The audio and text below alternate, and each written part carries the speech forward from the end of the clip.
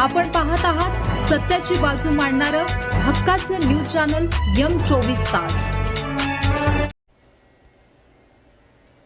मिरजेतील कृष्णा घाट येथे वृद्धाची नदीच्या पाण्यात उडी घेऊन आत्महत्या।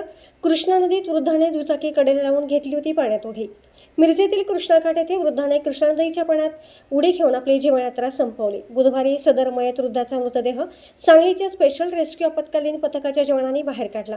मुन्ना सनी राहणार चिमणीजवळ भारतनगर मिरज असे वृद्ध मयताचे नाव आहे। मिरजेतील कृष्णा घाट येथील कृष्णा नदीच्या पात्रात वृद्धाचा मृतदेह आढळला। सदरचा मृतदेह सांगलीच्या स्पेशल रेस्क्यू फोर्सने बाहेर काढला।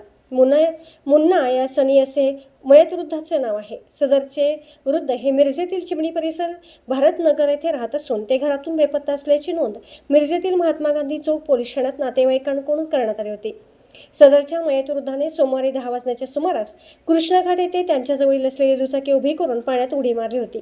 त्यांना रेस्क्यू करण्यासाठी सांगलीच्या स्पेशल रेस्क्यू फोर्सला पाचारण करण्यात आले होते।